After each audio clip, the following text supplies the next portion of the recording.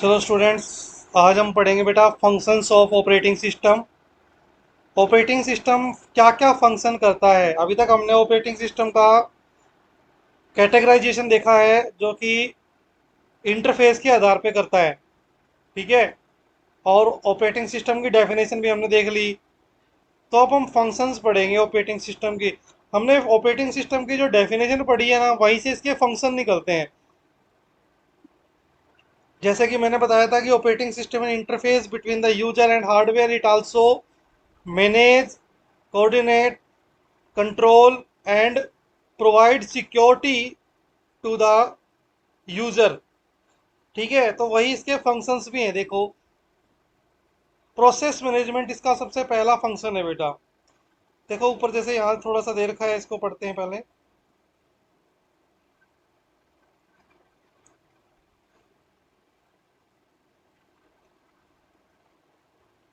Operating system is a called resource manager as it manages different resources like main memory, CPU, IO devices। IO devices होते हैं input output devices, so that each resource is used optimally and system performance does not deteriorate। ठीक है। Operating system ऐसा programme होता है जो CPU बहुत अच्छे से काम कर सके, हर चीज को मैनेज करता है ऑप्टिमली, और डिटीरियोरेट ना हो, मतलब कि कोई गड़बड़ ना हो उसके अंदर। नाउ प्रोसेस मैनेजमेंट क्या होती है। एक्चुअली में जितने भी कंप्यूटर में काम चल रहे होते हैं बेटा, वो सारे प्रोसेस होते हैं, उसको प्रोसेस बोलते हैं। मैं अभी आपको दिखाता हूँ, जैसे देखो,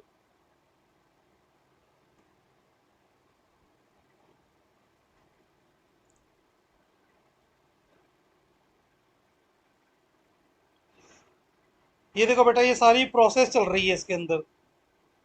ठीक है। बैकग्राउंड प्रोसेस में ये चल रहा है, एनी डेस्क जैसे ये हो गया, ऑडियो डीजी, ये सारे के सारे क्या है, प्रोसेस चल रही होती है इसमें। देखो,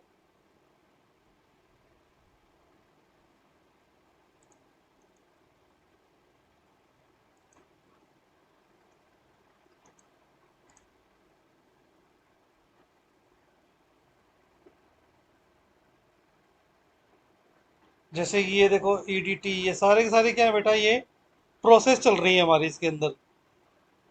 सीपीयू देखो 89% यूज हो रहा है, मेमोरी 86%, डिस्क 2%, नेटवर्क का यूज हो रहा है सिर्फ 0%। ठीक है इनके अंदर।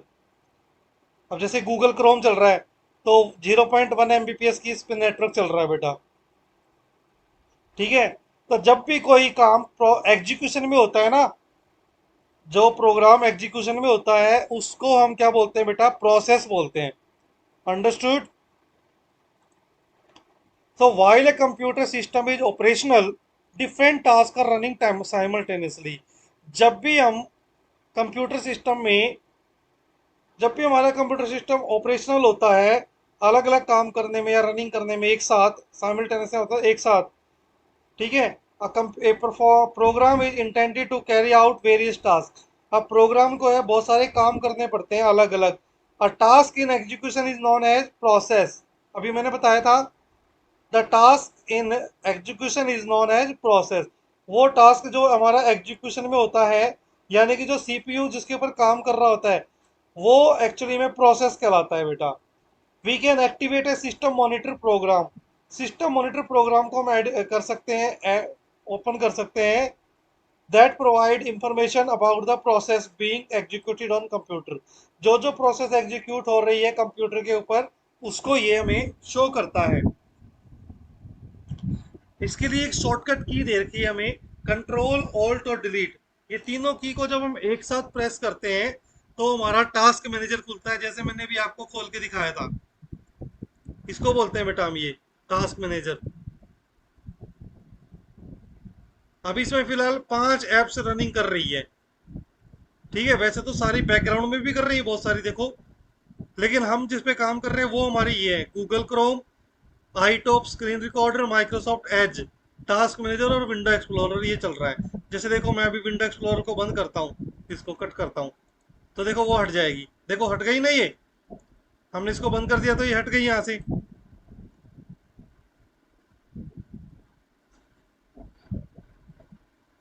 अब मैं जैसे टास्क मैनेजर को हटा सकता हूँ।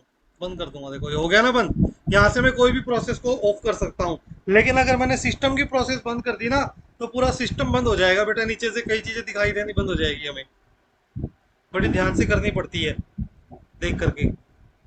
It is the responsibility of operating system to manage this process and get multiple tasks completed in a minimum time। कहता है कि इसलिए ऑपरेटिंग सिस्टम की ये रिस्पॉन्सिबिलिटी होती है कि वो इन प्रोसेस को मैनेज करे ताकि मल्टीपल काम एक साथ हो सके बेटा।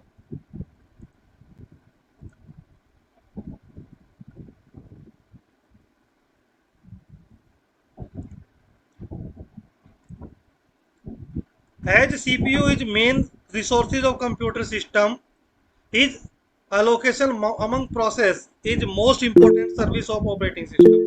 अब एक टाइम में बहुत सारी प्रोसेस चल रही होती हैं और सीपीयू सबसे मेन पार्ट होता है कंप्यूटर में, क्योंकि ये सबसे मेन रिसोर्सेज हैं, इसी से सारे काम एग्जीक्यूट होते हैं।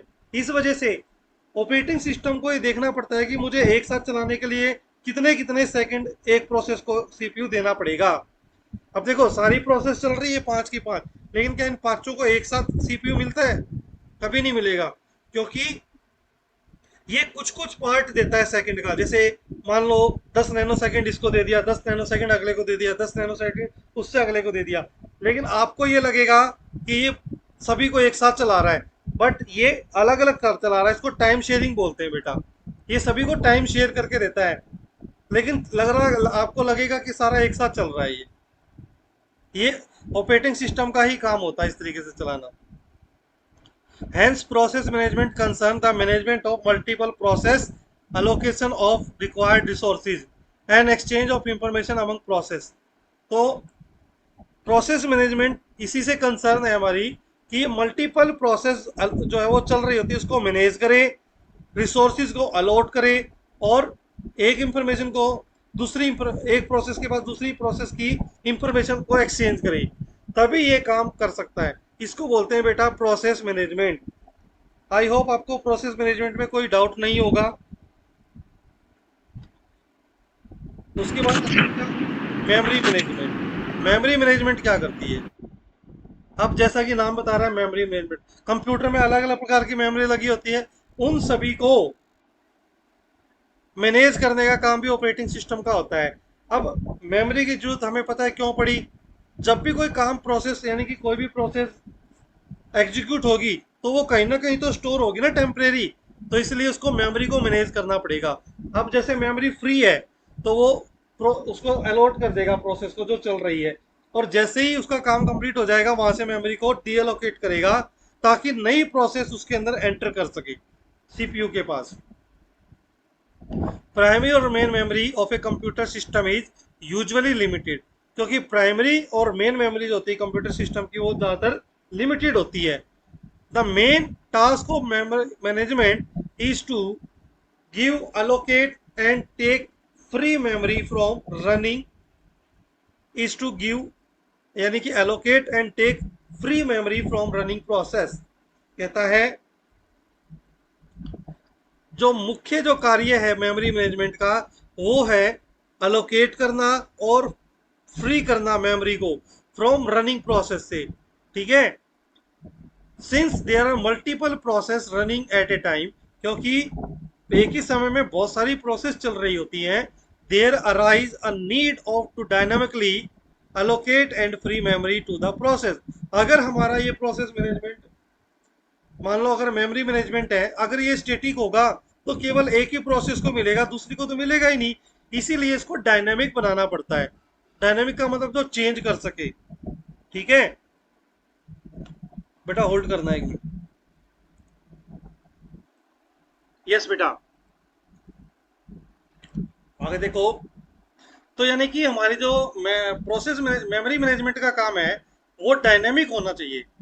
ठीक है, तभी वो एक प्रोसेस से दूसरी प्रोसेस में स्विच करेगा। Operating system should do it without affecting other process.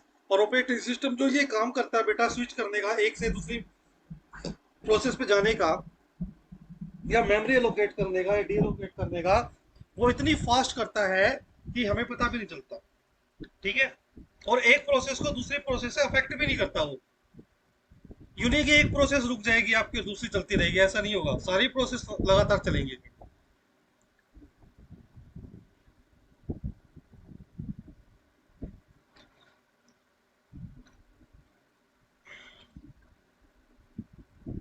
So it without affecting other process that are already running in the memory, and once the process is finished, मान लो कोई memory में process चल रही है और वो या फिर उसका काम फिनिश हो गया है, तो वो क्या करेगी?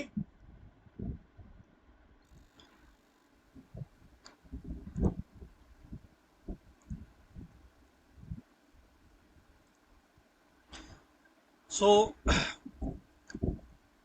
जैसे ही मान लो कोई मेमोरी में कोई प्रोसेस रिसाइड कर रही है, यानी स्टोर हो रही है, चल रही है, तो और जैसे उसका काम फिनिश हो जाता है तो प्रोसेस वापस से क्या रहता है, खाली हो जाती है, वो मेमोरी खाली हो जाएगी।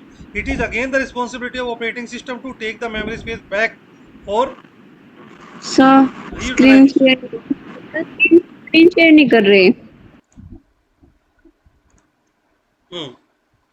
यानी कि अब जब मेमोरी फ्री हो गई, मान लो प्रोसेस कंप्लीट हो गई, तो अब फिर इसकी रिस्पॉन्सिबिलिटी ऑपरेटिंग सिस्टम की कि वो मेमोरी को वापस ले ले उससे, ठीक है। Hence, memory management concern with the management of main memory. So, maximum memory is occupied or utilized by large number of process while keeping track of each and every location within the memory as free or occupied. अब देखो computer में memory management में operating system को क्या क्या करना पड़ता है। एक तो ये मेमोरी को मैनेज करना पड़ेगा। कैसे करेगा?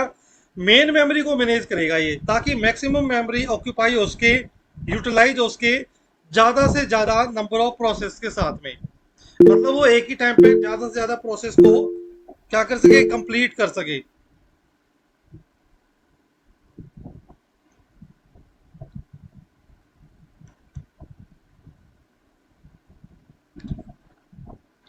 और ये भी देखना पड़ेगा उसको कि कौन सी मेमोरी फ्री हो गई है और कौन सी मेमोरी का जो पार्ट है वो ऑक्यूपाई किया जा रहा है अभी प्रोसेस के द्वारा।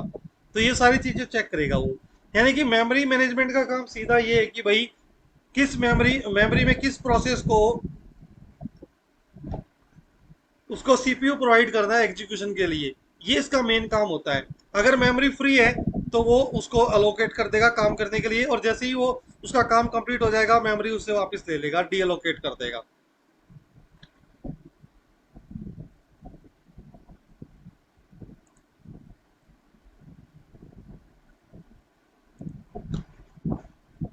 फाइल मैनेजमेंट, अब ये फाइल का मैनेज भी करेगा। फाइल मतलब क्या होती है? हम जो भी फाइलें बनाते हैं कंप्यूटर में, जो भी डॉक्यूमेंट हम बनाते हैं, that is called as the file.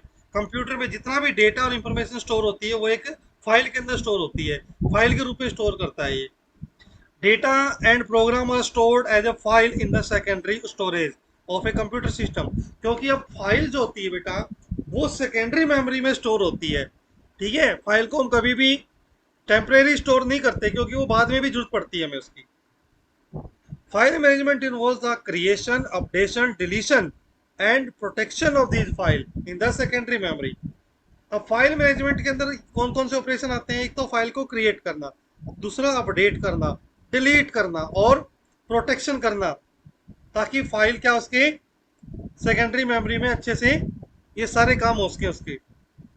Protection is a crucial function of an operating system. सबसे ज्यादा क्रूशियल है बेटा ये इसका ऑपरेटिंग सिस्टम का फंक्शन फाइल से रिलेटेड।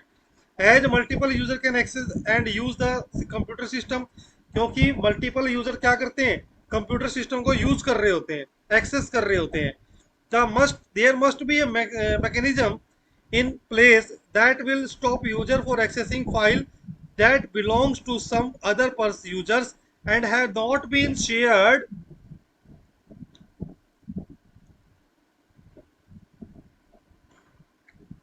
with them। अब ये ऑपरेटिंग सिस्टम की रिस्पॉन्सिबिलिटी है, कैसा मैकेनिज्म होना चाहिए उसके पास जो ये रोक सके कि जो फाइल जिस बंदे के लिए बनी है केवल वही उसको प्रयोग कर सके, दूसरे यूजर को वो ना मिले, ठीक है। दूसरा यूजर उसको देख भी ना पाए। तो ये ऑपरेटिंग सिस्टम की रिस्पॉन्सिबिलिटी होती है। while memory management system handles the main memory of computer system। कहता है फाइल मैनेजमेंट सिस्टम क्या मैनेज करता है, सेकेंडरी मेमोरी को, और मेमोरी मैनेजमेंट किसको करता है, प्राइमरी मेमोरी को। वही चीज बता रहा है, प्राइमरी मेमोरी कह लो या फिर मेन मेमोरी कह लो बेटा, एक ही बात होती है। Now device management. A computer system has many input output devices and hardware connected to it। Computer system में बहुत सारे इनपुट और आउटपुट डिवाइस लगे होते हैं, हार्डवेयर भी कनेक्ट होते हैं उससे। सो operating system manage this heterogeneous devices.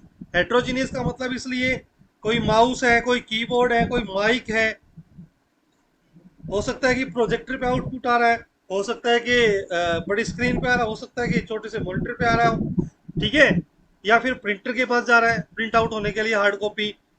तो ये सारे डिवाइस क्या है, हेट्रोजीनियस है, इन सभी की वर्किंग अलग अलग है, तो इनको भी मैनेज करने का काम है उसका। The operating system interface interact with the device driver and the related software for a particular device। तो हमारा ऑपरेटिंग सिस्टम जो वो इंटरेक्ट करता है इन डिवाइस ड्राइवर के द्वारा इन रिलेटेड सॉफ्टवेयर से। किसी भी पार्टिकुलर डिवाइस पे जब काम कर रहा होता है तो वो डिवाइस ड्राइवर और एक रिलेटेड सॉफ्टवेयर के जरिए काम करता है। Operating system must provide the option for configuring a particular device. अब ऑपरेटिंग सिस्टम में ये फंक्शनैलिटी होनी चाहिए कि वो डिवाइस ड्राइवर को सेव कर सके, ठीक है। अगर वो उसको सेव ही नहीं कर पाएगा तो बार बार हमें डालना पड़ेगा चलाने के बाद कंप्यूटर को, तो ऐसा नहीं होना चाहिए। So it is may be used by end users or some other devices। Just like files, device also need security managers and their access to different devices must be restricted by operating system to authorized user।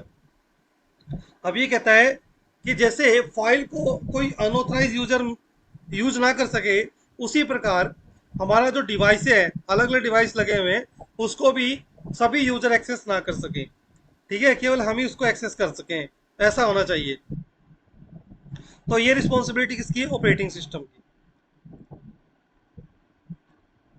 Hardware और software दोनों मिलकर ये काम करते हैं बेटा, ठीक है। अगर हम किसी ड्राइवर को किसी अगर हम किसी ऑपरेटिंग किसी भी हार्डवेयर को शेयरेबल कर देंगे तो वो सभी को शेयर हो जाएगा, सभी उसको यूज कर सकते हैं। लेकिन अगर उसमें पासवर्ड लगा देंगे तभी वो बंदा यूज कर पाएगा जब उसका पासवर्ड दे देगा। कमांड तो दे देगा उसको काम करने के, लेकिन वो रुक जाएगी, क्योंकि ऑपरेटिंग सिस्टम में मैकेनिज्म है कि वो सिक्योरिटी प्रोवाइड करेगा। और सिक्योरिटी कैसे प्रोवाइड करेगा, जब आप ऑथराइज यूजर होंगे तब करेगा, ठीक है। Now the lesson is completed बेटा, this is the summary point, you must read this. बहुत ही अच्छी चीजें इसमें दे रखी होती हैं, तो ये आपको समरी पढ़नी चाहिए। जैसे देखो माइक्रो कंट्रोलर मैंने बताया था, micro controller is a small computing device which has a CPU, fixed amount of RAM and other peripheral devices embedded on single chip. जितने भी पेरिफेरल डिवाइसेज है जिसमें इनपुट आउटपुट हो गया, जिसमें रैम और रोम हो गई, सीपीयू हो गया, ये सारे एक ही सिस्टम में एम्बेड कर दिए जाते हैं, that is called as the microcontroller. Okay, मैं आपको अभी माइक्रो कंट्रोलर की पिक्चर दिखाता हूँ कैसा होता है माइक्रो कंट्रोलर।